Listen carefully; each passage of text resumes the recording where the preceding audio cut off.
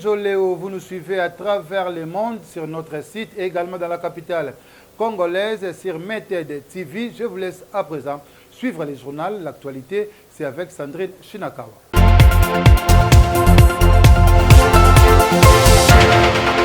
Environ 194 cas suspects de rougeole ont été notifiés dont un décès. La ministre de la Santé publique de Kinshasa a annoncé la survenance officielle de l'épidémie de rougeole dans la capitale. C'est confirmé et le gouverneur Jean Tiningo Bilambaka a pris acte. La coalition Lamuka sera bien en meeting populaire ce samedi 9 octobre à Njili. Les premiers citoyens de la ville d'y prendre acte de la requête et exhortent les organisateurs au strict respect des mesures barrières.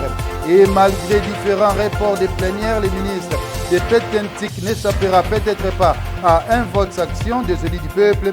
L'auteur de l'interpellation dans le dossier RAM annonce le dépôt d'une motion de défiance contre le ministre Kibasa Maliba. Le journal, c'est avec Sandrine Shinakawa. Bonjour à tous et bienvenue dans cette édition d'information. La séance plénière sur le dossier RAM a une fois de plus été reportée ce mercredi à l'Assemblée nationale alors que l'opinion publique attendait les réponses du ministre de Pétéantique, Augustin Kibasa Maliba, et la conclusion de l'initiateur de la question orale. Il faudrait donc prendre patience pour connaître l'aboutissement de cette affaire. Mais ce mercredi, aux alentours du Palais du Peuple, nos reporters ont surpris une forte mobilisation des étudiants et autres jeunes venus, dit-on, dire non à la suppression de la taxe RAM et pour soutenir le président de l'UDPS, Kibasa. Viva! Démocratie, progrès social. Démocratie, progrès social. Viva! Viva! Viva!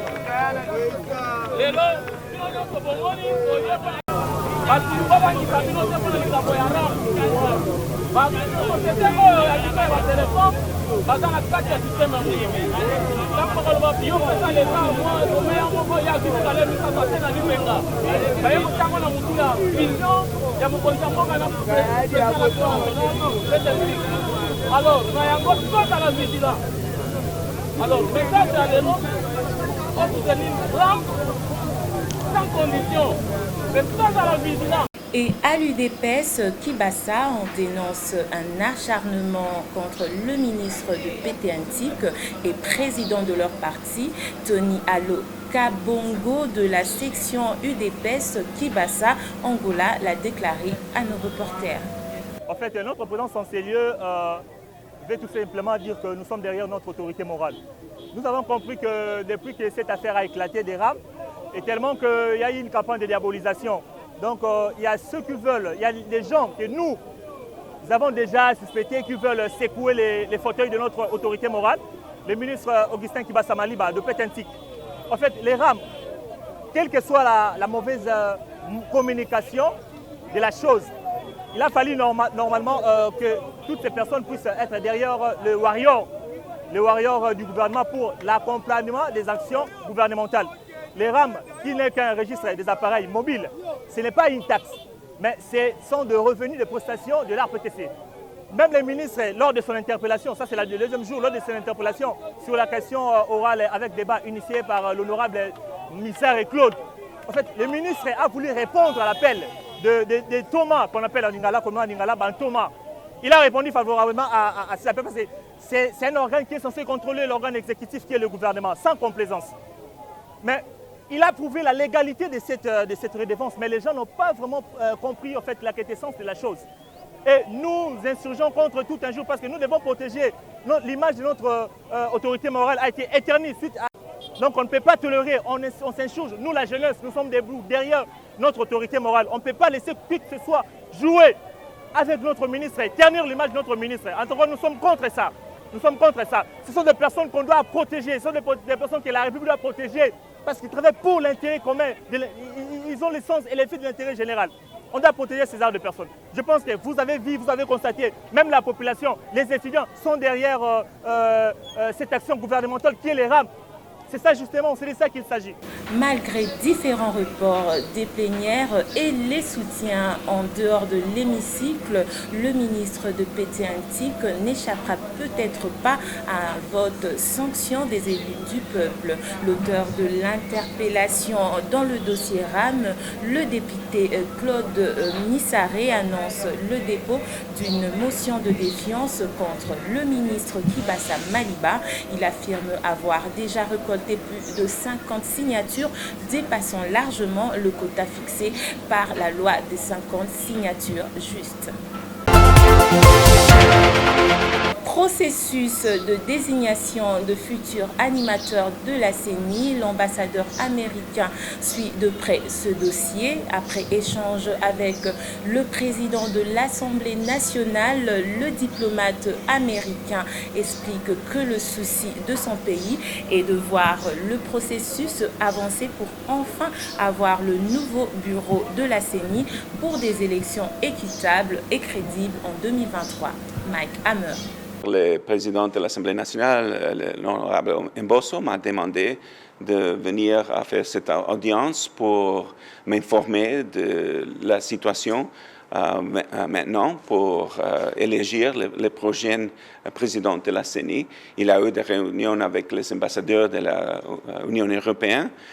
Il m'a bien informé et on espère qu'il y aura une solution, un consensus qui va pouvoir avancer la sélection de le prochain président de la CENI parce que, comme on avait dit, on voudrait avoir une élection en RDC en 2023 qui sera bien faite, transparente, équitable et qui va faire avancer la démocratie congolaise. Les États-Unis, l'intérêt des États-Unis est toujours de renforcer la démocratie congolaise. C'est une question entièrement congolaise. Je respecte toujours la souveraineté congolaise, les décisions. Le président Mbosso m'a demandé de me réunir avec la convention religieuse. Je l'avais fait pour comprendre la situation, mais c'est la décision de le président de l'Assemblée nationale et de la confession qu'est-ce qu'ils vont faire prochainement. Et on est ici pour bien entendre la situation et de bien comprendre qu'est-ce qu'on est en train de faire pour renforcer la démocratie congolaise et d'avoir une bonne élection en 2023 dans le cadre de la Constitution. Je suis très heureux que tout le monde est d'accord qu'il n'y aura pas de glissement. Ça, c'est important. Mais maintenant, c'est question de faire avancer le processus et les préparations pour l'élection en 2023. Et à son tour, l'ambassadeur russe en RDC a présenté les mêmes préoccupations de son pays au speaker de l'Assemblée nationale. Pour Alexis Sainte-Boy, il est important que les élections au Congo se déroulent dans le délai et la Russie se tiendra toujours du côté de la RDC. La Chambre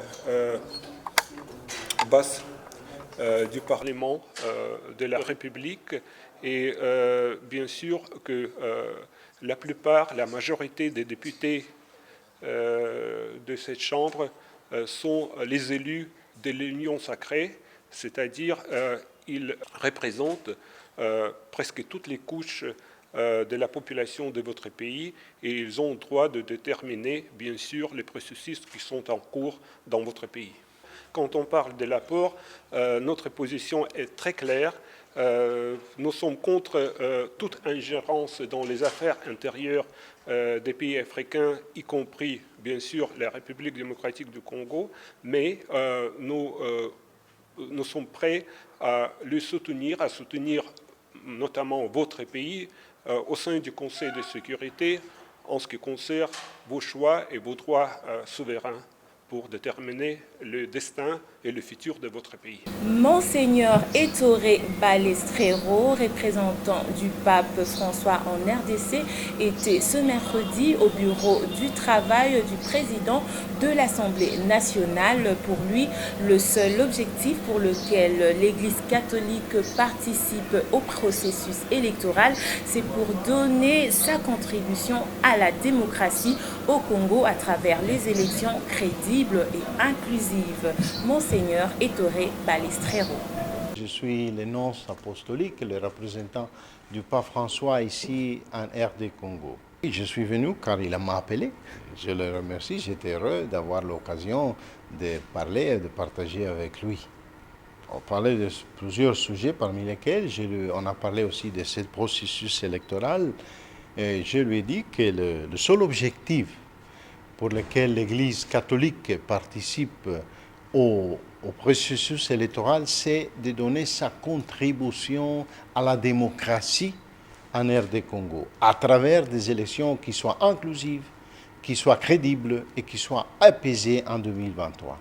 Et que le bien-être du peuple congolais en dépende, et l'Église se tienne est très important, est essentiel pour l'Église, et le premier objectif que l'Église veut sauvegarder, la démocratie pour le bien-être du peuple congolais.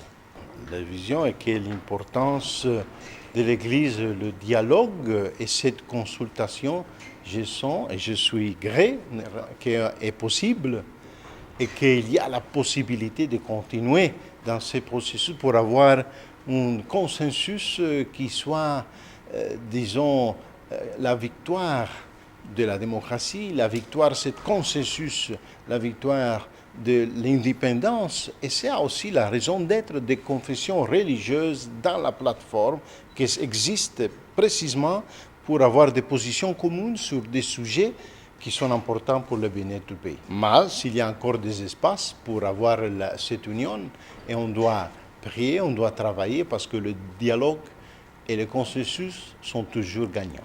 Autre personnalité à se rendre ce mercredi au Palais du Peuple, il s'agit de Madame Michelle Ndiaye, la chef du bureau de liaison de l'Union africaine en RDC, dit avoir abordé avec le président Bosso la question du rôle des parlements dans la mise en œuvre de la présidence en exercice du Congo à l'Union africaine. Michelle Ndiaye.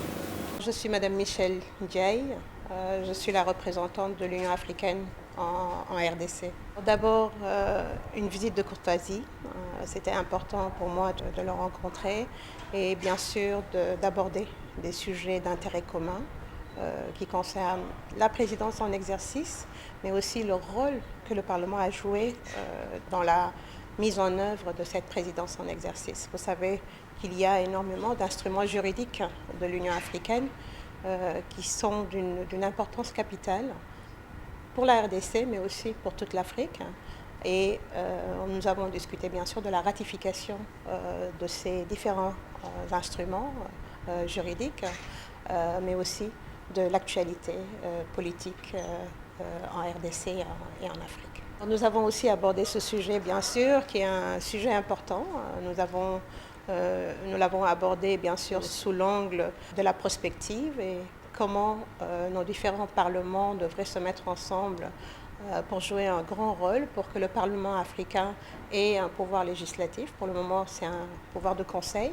Et c'est important, bien sûr, le rôle de la présidence en exercice et le plaidoyer qu'il y a à faire autour de cette question, qui n'est pas seulement facile à régler, parce qu'il y a bien sûr toutes les questions de souveraineté des États. Donc il est important d'avoir la voix du président aussi de l'Assemblée nationale en RDC, qui pourra faire un plaidoyer aussi dans ce domaine.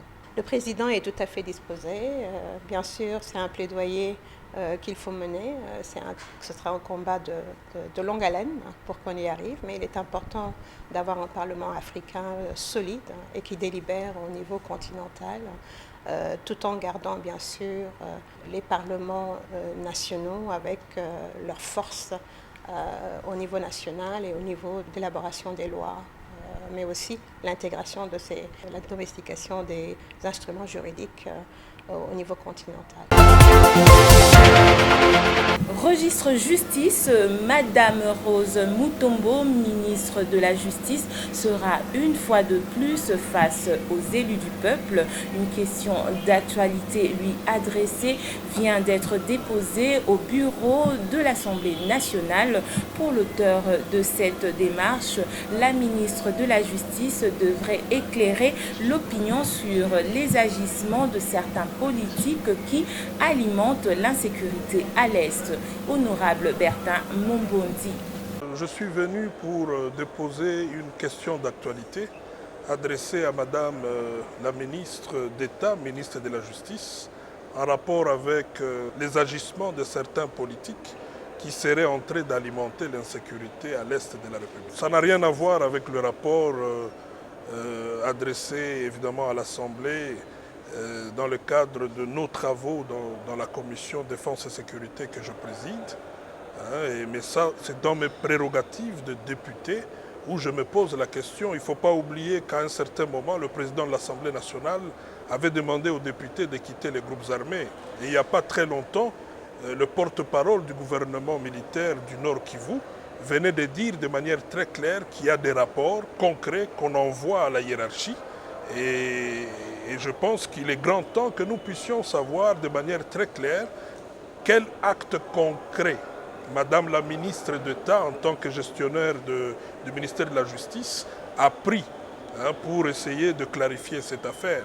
Mais aussi, nous aimerions connaître nommément qui sont ces politiques qui seraient en train d'alimenter l'insécurité à l'Est de la République.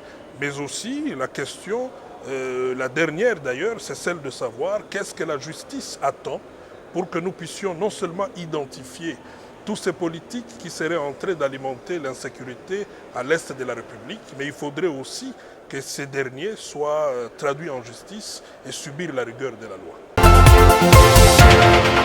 C'est confirmé et le gouverneur Jean Tiningo Bila a pris acte. La coalition Lamuka sera bien en meeting populaire ce samedi 9 octobre à Njili, répondant à la lettre des deux secrétaires généraux de l'ESID et du Nouvel Élan. Le premier citoyen de la ville dit prendre acte de la requête et exhorte les organisateurs au strict respect de gestes barrières afin d'éviter toute propagation massive de la Covid-19.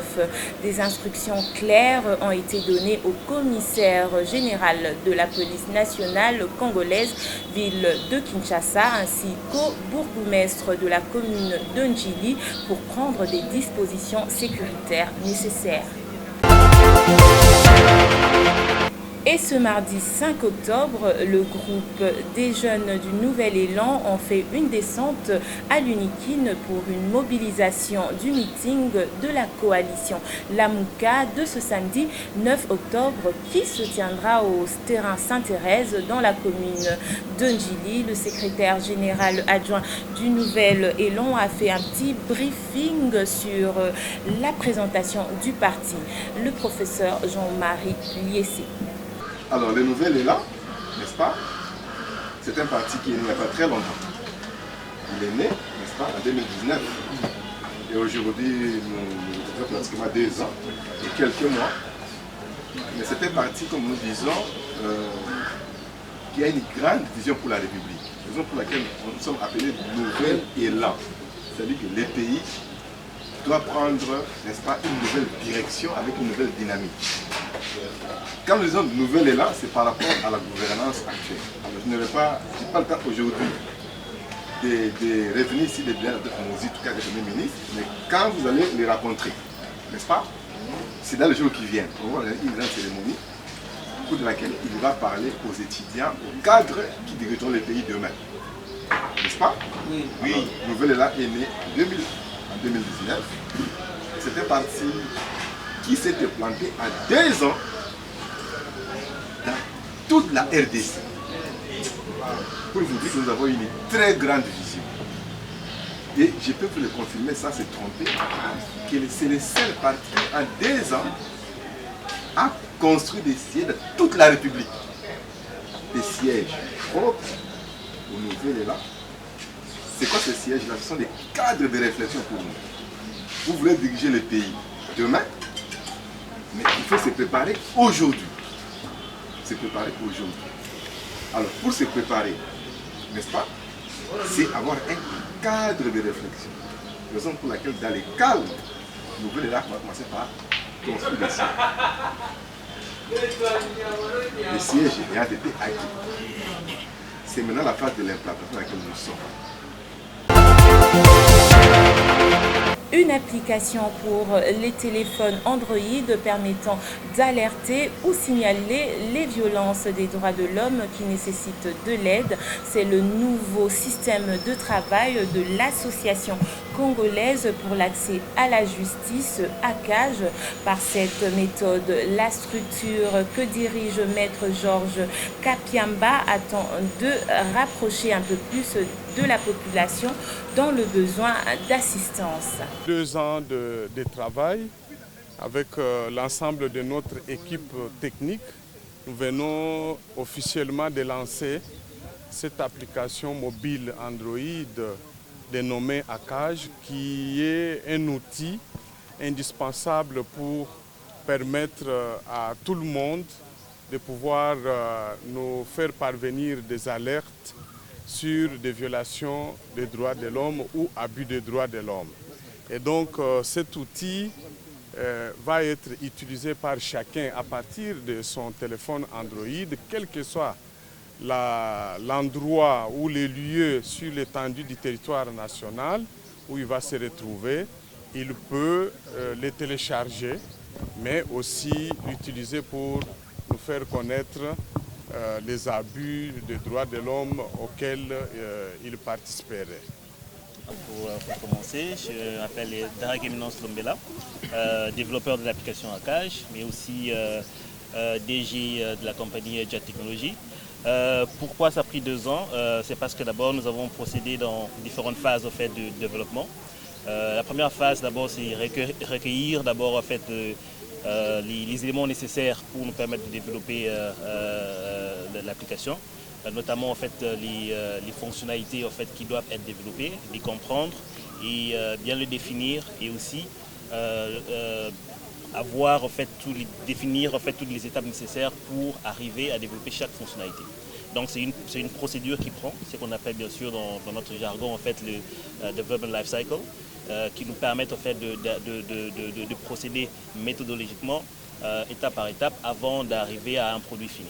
Et c'est pour cela que nous avons pris tout notre temps. Il fallait d'abord comprendre le problème, mais aussi arriver bien sûr à les développer pour arriver à un produit qui sera mis à disposition de tout le peuple congolais. Comment y accéder puis enfin d'arrêter la procédure? Comment accéder? C'est très simple. Il faut aller sur Google Play Store pour télécharger l'application. Et la procédure d'enregistrement, après avoir téléchargé l'application, c'est de créer votre propre compte à ACAJ, et vous allez remplir toutes les informations nécessaires par rapport à vous comme étant utilisateur. Et après cela, vous pourrez être en mesure de commencer à interréagir et créer des alertes si nécessaire. Parlons santé, environ 194 cas suspects de rougeole ont été notifiés dans un décès. La ministre de la Santé publique, ville de Kinshasa, a annoncé la survenance officielle de l'épidémie de rougeole dans la capitale. Les zones de santé touchées sont Kingabwa, Police, Ntélé et Massina 2. Dans son adresse au Quinois, la ministre Lisa Nembalemba rappelle que la rougeole est une maladie virale très contagieuse et grave qui touche les enfants et surtout ceux qui n'ont pas reçu le vaccin protecteur contre cette maladie. Et pour clore ce journal, une femme à la tête du Congo central, dans une déclaration adressée au chef de l'État, Félix Tshisekedi, des femmes et jeunes de 10 territoires de la province émettent le vœu d'échanger avec le président de la République en vue d'obtenir son implication pour que le Congo central soit dirigé par une femme, membre de l'Union sacrée. Pour ces associations, seule une candidature féminine pourra être à même de sortir le Congo central de l'opprobre subi il y a 2 ans avec le fameux sextape. Merci d'avoir été nombreux à nous suivre et merci à la réalisation et à la coordination. À très bientôt.